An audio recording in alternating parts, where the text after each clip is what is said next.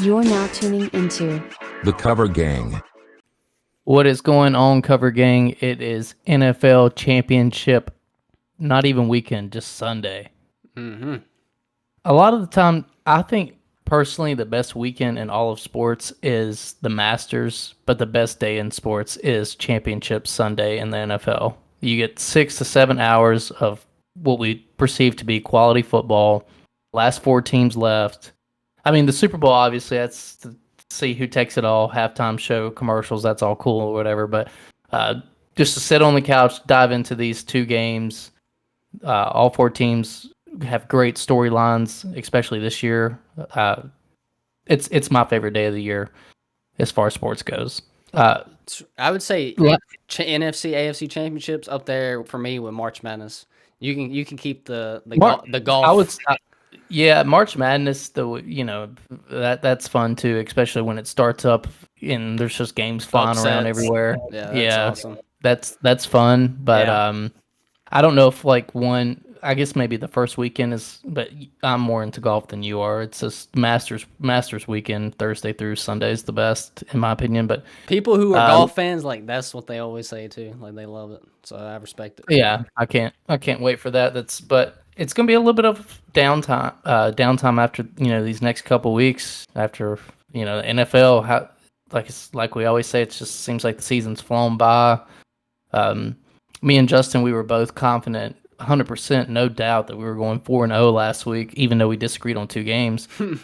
Yeah, we just both went 2-2, middle of the pack.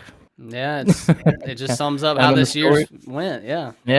Yeah, story of the year. So on this one, I don't know where Justin lies, but there's two games. I'm hoping for 2-0. Obviously, he is too.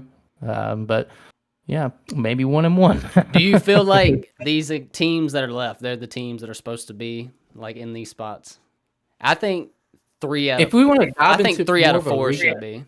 That's if just we want to dive into more of a recap of what happened in the games last week, I do think that the Packers outplayed the 49ers. They should be in it, but I don't know if Packers lines would be as captivating as, because it feels like whoever won that game, was it gonna feels like whoever lose. wins the AFC game is Would, gonna yeah. win the Super Bowl. Yeah, Yeah. they'd be pretty decent favorites over the Packers or Lions. I feel like if the Ravens or Chiefs, either one of those teams won. So to knock the Niners out, I was kind of pulling for it. I like Jordan Love. Like I said, I think he outplayed Brock Purdy and that offense. Like, it's a much better defense than what the Packers had.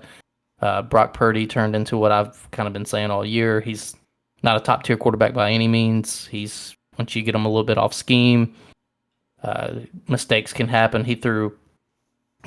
Packers were already, they took the ball first. They were already up 3-0, and then he threw, which was like the easiest pick six ever, just right to the dude, and dude dropped it. And he threw some other balls that could have been intercepted. He just not his best game. Glove on, glove off, like he's Michael Jackson out there or something. I don't know what he was doing, trying to be able to grip the ball with his small hands with a little bit of rain. But he ended up coming down to the wire. He marched the team down the field, scored, and then Jordan Love, he had a chance too, and just kind of young, and Jordan has a lot of arm strength talent, so he slung that one over the middle. He's made that throw before, and Niners picked it off game. But just overall, I hear people in the media and stuff saying that Brock Purdy outplayed Jordan Love. It's like, did you watch the game? No, not at all. I don't know if He didn't. who is making that argument. Dude, so many people. It has been brutal.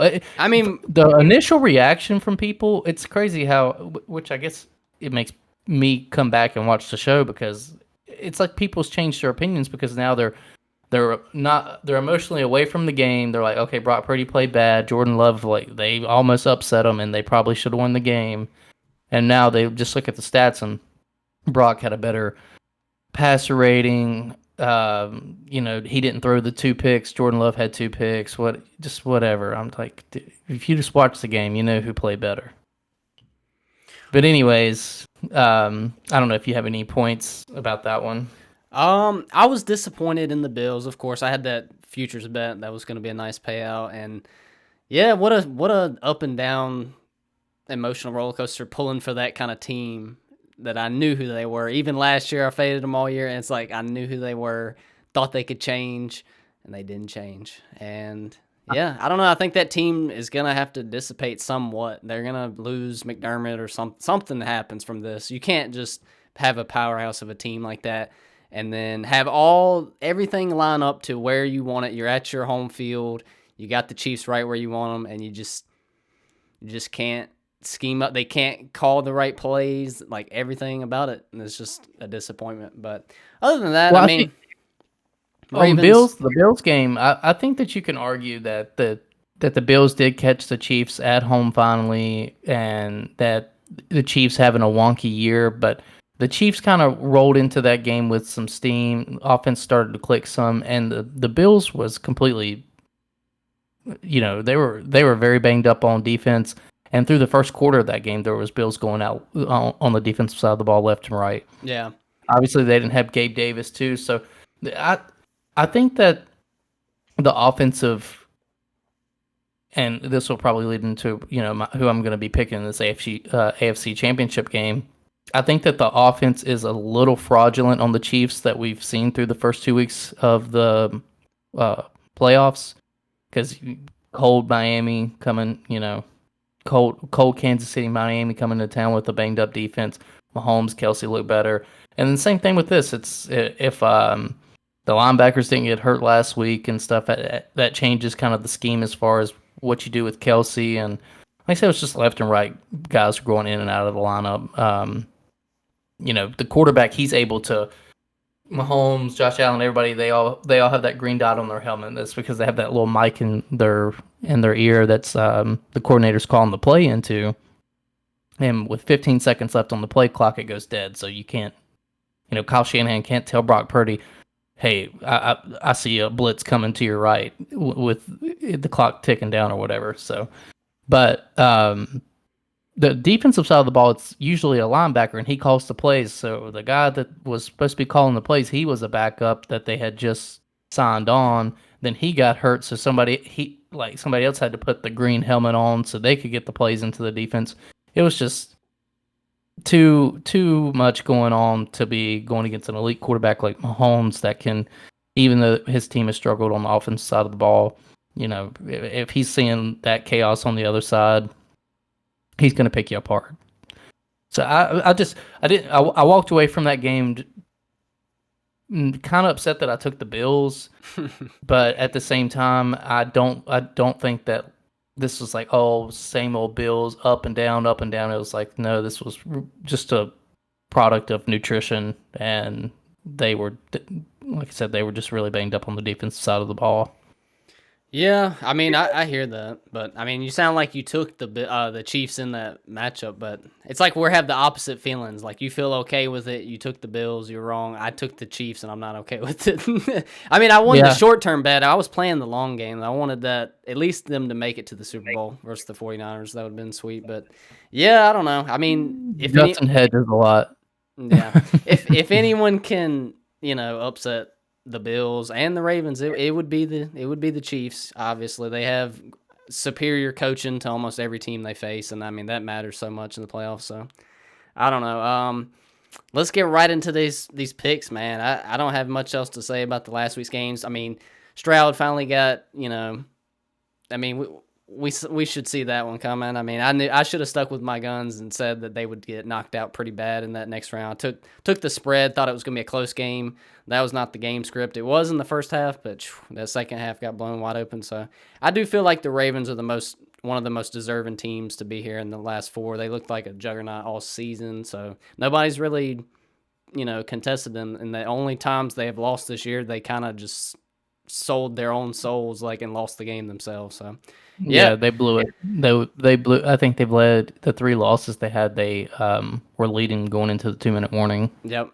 So yeah, self-inflicted. So yeah, I mean, that's basically what I'm going to stick with is the only way that we see an exit by this Ravens team. I mean, to me, based on what we've seen, they are the best team remaining. It's just up to the football gods and the voodoo. Can Lamar do the right prayer to get the ball to land exactly where his receiver? It's up to some really close calls in these next 2 games because to me they should win. I mean, that's who you were saying that you thought that people weren't talking about in the media enough. They were talking about the Bills, the 49ers, the Chiefs, but they never really give the Ravens a chance in the playoffs. And I think Lamar has proved all those doubters wrong about, his performance in playoffs now. So I think he did in the second half. So we are getting into the picks here. As of right now, recording, what is it, Wednesday, the 24th. Yeah, the best you can get. Sharp money has came in on the Ravens. It's stayed about 50-50 as far as tickets. I think the Chiefs are getting a little bit more of the tickets actually with the points, but it's moving against them because the Sharps are coming in taking Baltimore, and I think that they should. This opened up at 3. I hammered it immediately. I knew it was going up, and 3.5. I think I've hit it one more time, and now it's up to you can get Chiefs +4. I think you can still get Baltimore at 3.5 across a lot of books. So I would grab it now. I think by the weekend you could see a 4.5 point spread. I really do. This because but there's been some injury news as well. Andrews and Humphrey both the corner Humphrey, Marlon Humphrey for the Ravens, he has a chance to play. Mark Andrews has a chance to play. They are saying Joe Tooney, it's a good chance that he's not going to play the guard for the Chiefs. He was the only person on the Chiefs this year to make it to All-Pro. He's the only All-Pro. So it's looking like he's not going to play. Like he's very much doubtful. It would surprise everybody if he did play. So maybe that's part of the line movement, but yeah, the stigma around Lamar was, and it worried me a little bit in that first half as a couple plays didn't go his way. He almost threw a pick in the end zone. It was 10-10 going into halftime. They got the ball to come out, and they did march down the field, and they looked like the Baltimore Ravens in the second half. And Lamar hadn't played football in 2 weeks, so maybe that was a little bit of rust. But I think he's one of the few that, because up to that point he was 1-3 in playoff games, and if you look at his numbers, he's atrocious. And so I don't really think he had those demons at halftime. He said he went in, talked to the club or the locker room or whatever, and said, "Hey, he was cursing a lot, saying this isn't going right, blah blah blah." And they came out and they just smoked the Texans in the second half, offense and defense side of the ball. Texans only put up 3 points offensively, by the way. CJ Stroud only put up 3 because they got the only touchdown they got was the special teams return. Yeah. And I think he's just going to ride that into playing Kansas City. I know Kansas City's defense is top 5 ranked all year. I think I've called them fraudulent a little bit. I think you've seen some of that against the Bills last week. Bills were able to run the ball very well against them. Bills had receivers out, so maybe that, I don't know really what the game plan was there. Just don't let Diggs beat you over the top. But him and Josh Allen hadn't been connecting in a while, so I don't know why they thought that would be much of a threat. But yeah, I think this Chiefs team, it's just a horrible spot for them to play. They're walking right into it, and Lamar, he's on a mission. As I've been saying, I'll swallow the points, and it's a double unit play. Like I'm pretty heavy into my, like I said, I've already grabbed the 3. I've hit it a few times. So if public money comes in so much, and all of a sudden Tooney gets cleared to play and it goes back down to a 3, I'll hit it again. But I really do believe in this Baltimore team, and I think the Chiefs win over the Bills was more flash and rivalry, Josh Allen, Mahomes, and Josh Allen can't get over the hump more than what was actually on the field. Yeah, fair enough. I'm going with the Ravens -3.5 at a regular unit. I think that they are the better team, and the only thing that the Chiefs have is that they're good as underdogs. They have the coaching, and they can upset anyone in the league. I mean, whether they've had a great offensive year or not, I mean, it's still not a double unit play for me because it is a little bit, it's the Chiefs as underdogs, is by a field goal and a half. I mean, it's a good value play. Like, I don't hate someone to come in and make an argument and say they're taking the Chiefs because they think they can keep it within a field goal. But I think it is a trappy line. I think they want people to bet the Chiefs +3.5. It looks juicy. I don't know. I like the Ravens here -3.5. They've been unstoppable. I agree with some of your points about, the Chiefs playing the Bills, and it is somewhat more about rivalry, and I agree with some of that narrative. So I'm taking Ravens at a regular unit minus 3.5. I do think that they're just the better team, and this is their year to make it to the Super Bowl. So, yeah. I guess we can get right into the next one. Yeah, the splits on it on DraftKings right now, it's 56% on Baltimore. So nothing really, no edge in like public or not. It's pretty back and forth on most every site. So everybody can find a reason to like and bet both of these teams for sure. So, Right. all right, next up. And the last one, we got the NFC Championship game. It's the Lions versus the 49ers. The Lions are 7-point underdogs. Jared Goff on the road visiting the 49ers, and it's outside. We know how Jared Goff is outdoors. I'm going with double favorites this week. I'm going to take the 49ers minus 7. This is another one that's like, it's tough because last week I leaned on the quarterback play to make my decision for my bets, and you can make the argument again that the Lions is the sharp side here because of the quarterback play. I mean, Jared Goff, he does look, like he's about it this year, and they got so many weapons. They can drive up and down the field on any team. The problem is their defense, and if 49ers get out to a lead and Jared Goff starts to lose confidence, and I'm just going game script here, I think that's kind of how it goes. I think 49ers come out the gate hot. They've been here the last, 4 or 5 years, and they just keep getting this close, and I just think that kind of pressure, I know that it's Brock he's shaky at best right now under these trying conditions. So that is the fear. It is a 7-point number, but I could see them handling this team better than they did the Packers. So I think those numbers should have been flipped. Like I could see this being a minus 10. Even though the Lions' record is so good, I just think their strength of schedule, like who they've played, they're less proven in my opinion, and their defense is suspect.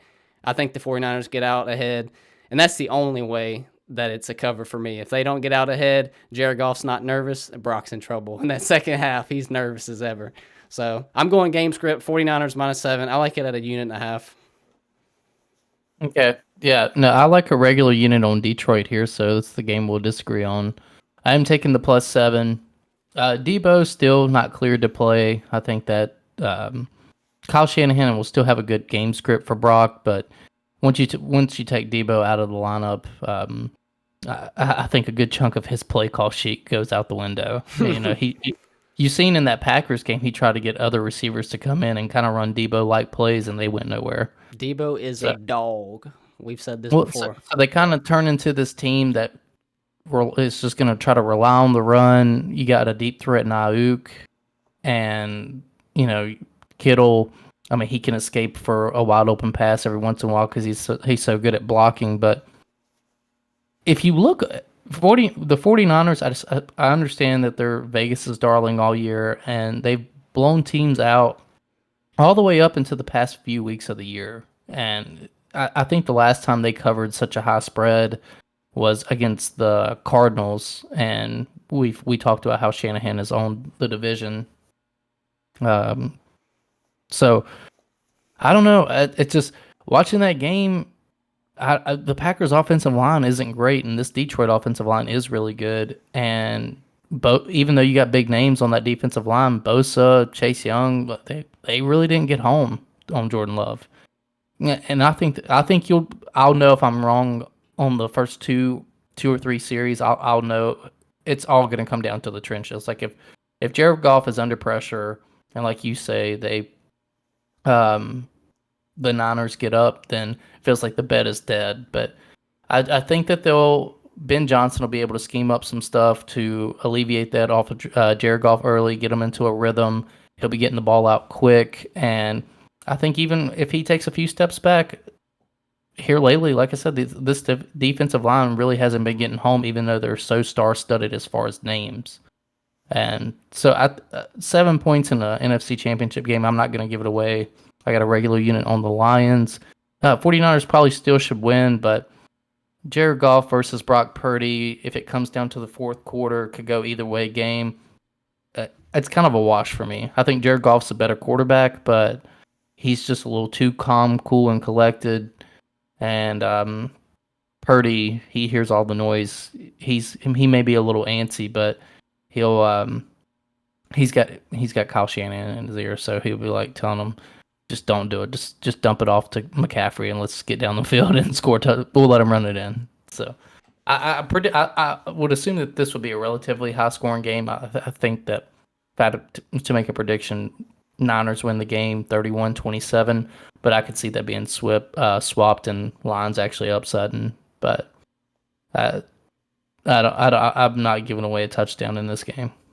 Yeah, fair enough. I mean, it's interesting. Like, you have more confidence in the other game, and you think the other game might get blown wide open more. And then I have a little more confidence in this game, and I think this one will get blown open wide. But like, that's just how it is. I think the Chiefs there's a real good. In my opinion, I think they lose by double digits. I think it comes down closer in that one, but I don't know. We just have different reads on the game scripts, kind of. But well, I feel like that's kind of how nobody's really talking about the Lions. They expect Brock Purdy and the Niners to kind of. It's like, okay, the Lions made it here, but it's the opposite. We're expecting a great matchup in Lamar versus Mahomes, and I just surprisingly, man, on DraftKings, like Lions are getting 66% on the money line. That's not even the spread. The money line, 65% on the spread, but kind of a public dog a little bit. That's why I think people are going to focus too much on what happened versus the Packers, and I think the Packers were just hotter and they were better than the Lions at this point. But that's just my take on it. And let's end it on a fun note. Like, let's talk about the friendly wager that you proposed to me. I haven't accepted yet, but it's a little foreshadowing on who we think will win the Super Bowl. So Tyler, well, I'll let you tell it because you were the car salesman. You can sell stuff better than me. Go ahead. So I know Justin's unit size, and I'm giving him great odds here. Great odds. He's not. He is. And I told him, I said, I'll take the Lamar and the Ravens to hoist the trophy. I'll give you the field. Field. All three teams could. And I'll put your double unit on it, which is not my double unit size, but your double unit size on it. And we'll shake hands on, and obviously it's public because this is going on YouTube after we get off here. Yeah, first you were trying to propose that I just play like a regular unit, like the odds are even. You take the Ravens, I take the Chiefs. And I'm like, why would I do that when DraftKings will pay me plus 165 to take the Chiefs? You're going to give me plus 100. Like, so I forgot who I was talking to for a second. I thought I've been texting this to a lot of people. I'm trying to bait them in. So then he ups the ante. He's like, all right, I'll just give you the field. I'm like, that's a bad bet on your end. Why would you do that? And he's like, I'm just that confident. I'm like, I have to do this. I think I have to do this. I mean, you gave me a positive EV bet. Like, I'm supposed to take it. Like, you know what I mean? Like, it's like, right. You have to go through two teams for me to, like, it's just odd. Like, odds are I have a better chance. I mean, I see my logic about this whole year is like, I was saying 49ers, Bills, or Cowboys. I said that a few videos ago. There's only one of those teams left, so I'm dying on the hill with it. Yeah, I'm going to take the bet.